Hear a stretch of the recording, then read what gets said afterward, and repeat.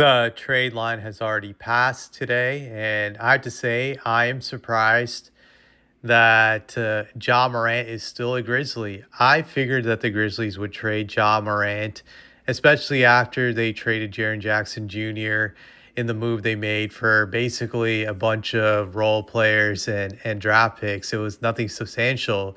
So it led me to believe that the Grizzlies were in rebuild move and that this was just their first step in rebuilding, and that Ja would be the next step in the sense that they would trade Ja and that would start the complete rebuild project. But as the deadline passed today at 3 p.m., Ja Morant was still a Memphis Grizzly.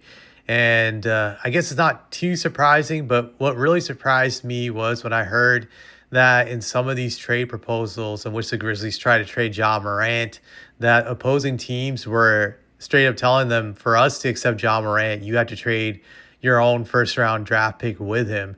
And that's the only way we're going to accept Ja Morant, which really shows how low Ja Morant's value is now that teams are demanding the Grizzlies to give up a pick with him to send him to them. That to me was really absurd, that it's gone to that level that Ja Morant cannot be traded without also packaging a first round pick to make it enticing. This is a far cry from where he was about like 4 years ago. I think he was at his peak value in the 2021-2022 season when he led the Grizzlies to the second best record in the West. He was awesome that year, averaging 27.4 points per game, 49% shooting overall from the field, 34 from three. And even though the Grizzlies lost to the Warriors in round two, a lot of people felt that it was just part of growing pains of a young team that wasn't experienced, and that the best was yet to come from this group of Ja Morant and Jaren Jackson Jr., that they were only going to get better. But it wasn't the case. Every year since then, they have gotten worse and worse, and they have never been able to get out of the first round ever since then. That it's just been a rapid decline every season since then. So there's been a lot of disappointment within the organization that they couldn't build off of their success back in 2022. And Ja has also declined every year since then. He's gotten worse statistically, which is kind of amazing. Like, his scoring dropped every single year after that. It went from 27.4 to 26.2, then to 25.1, then to 23.2, and now to 19.5 points per game. So there's been like a huge decrease in his game for the last 4 years. Like, every year he gets worse and worse, and he's still a really young player. I think he's only 26 years old. Yeah, he's only 26 years old, and he's going to turn 27 in August of this year.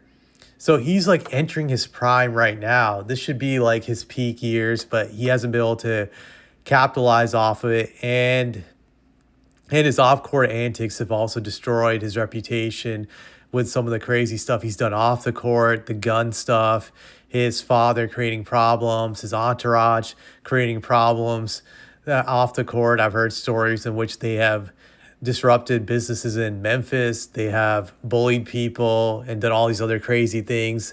So all that stuff has really sunk his value. That has made him into a toxic asset. But despite all that, I feel it really comes down to basketball when it comes to his value.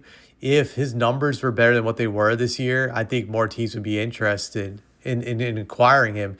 This year, he's only averaging 19.5 points a game on 41% shooting from the field and 23% from three, which is terrible. This is god awful. It's really bad.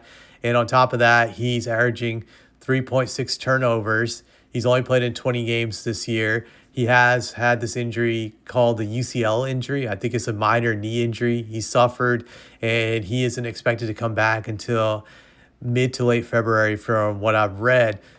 So all that has destroyed his value. I think right now what the Grizzlies need to do is get the most out of him once he comes back, have him pad his numbers. You want him to be going on God mode every game, trying to get 30. You want him to jack up his value. I think you have to do a redemption arc for Ja if you want to get rid of him, have him pad his numbers, try to get him to stay out of trouble. Straight up tell him that you want to help trade him. And the only way you can do that is that he has to be on his best behavior and not cause problems off the court. And you're going to allow him to pad his numbers and send him to a better place where he can win. I think that's the only way you can entice him. You do that, then you have a good shot at getting rid of him for good value. That's what I would do right now if I was the Grizzlies, to start a redemption campaign for him. And it's all about PR and him producing. If he's producing really good numbers and he has good publicity, then I think his value will skyrocket during the summertime. That's what the Grizzlies need to do to get value for Ja Morant. But I don't have anything else to say about this.